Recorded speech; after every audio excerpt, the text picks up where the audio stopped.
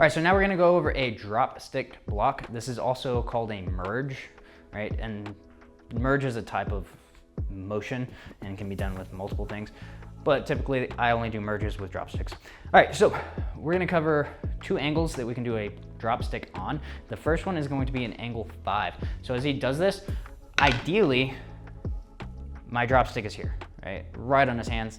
And I've already hit John in the hands once, maybe twice today.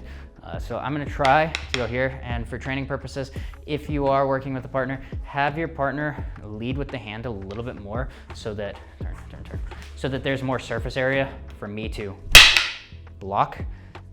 If he leads with the weapon, right, this is more correct. But if he leads with the weapon, I'm more likely to actually hit his hand, right? So for training purposes, lead with the hand a little bit more so that I can see and block that. I would be trying to hit the hand, okay? So what a merge does is it doesn't directly intercept the power, right? So if he was to throw, say, an angle 1 and I go force on force, right? So that's not quite a merge. If I go behind or follow the force, also not a merge. But now if his force is coming in this way, right? Coming right at me this way, a merge would be hitting that way, right? So I'm hitting kind of perpendicular to his force. His force is in towards me this way. My force is out that way. Boom. Same thing, when he comes down here, his force is in and coming at me this way. I'm striking because his force is going that way. My force is going that way so that I can offline it. And notice how he kind of bounced back. He's being a good demonstration partner and holding the weapon there so I can hit it.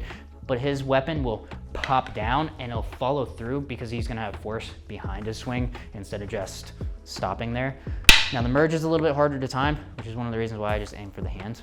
So that's gonna be off of a 5. A lot of times they'll be striking the leg, or they could be striking towards the ribs, right? And I'm hitting it. Same as before, footwork. I don't wanna just stay here and hope that I can, see, it being a good training partner, he could have reached me. Hope that I can block this. It's not gonna work, right? Again, I'm in, I'm out. Boom, I'm out. Ideally, front foot stays still unless you know that they're targeting the leg, then you should avoidance step.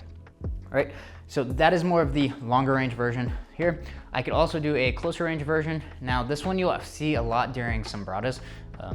I actually don't do my sombratas like this very much because I like a different method, but you will see this quite often when they throw the 4 down towards the belly, where they block down. Again, his force is going this way, so I want my force going this way.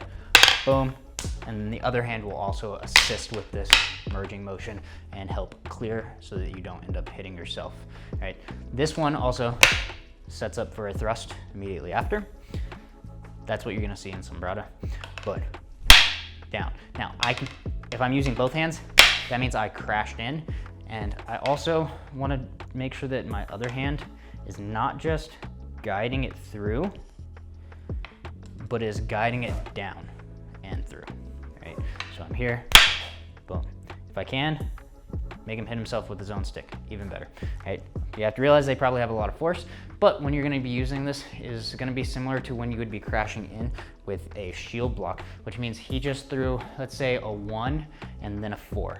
1 and then 4, right? That's when I can use this one at close range if I'm crashing in, because I know he's gonna throw something, and maybe, I mean, he could have thrown a 2, he could have thrown something else, but I know a backhand was coming, so this is an option afterwards, as I can go here. I can even kind of pick it up higher, but I don't usually like that, especially if I'm clearing downwards. I usually like to do these off of the lower ones whenever I'm clearing this. So again, he throws the 4, I can crash in, pop it down. If I'm at a little bit further range, I can pass it down, right? So on this next one, just cut through, don't stop. Boom, all right? If I miss it, cool, whatever. The idea is I'm just trying to make it so it's not going to the spot that it was anticipated on, right? A lot of these forehand strikes like that, a lot of time they're actually aiming for the hand, right?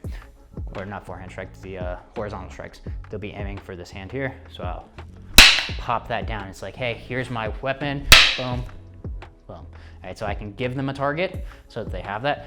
Some people aim with a 2, whatever. If you see the 4 coming, you can drop stick. This is the distance version. This is gonna be your close range version using both other hands here. Again, if I really wanted to, and what I should probably do is really slow on this one. Boom, aim for that hand, right? As it's coming out, crack that hand going right down. That's gonna be another version. Most of these blocks should just be a hand strike, but if we do that to all of our training partners, we're not gonna have training partners. So make sure you practice this safely.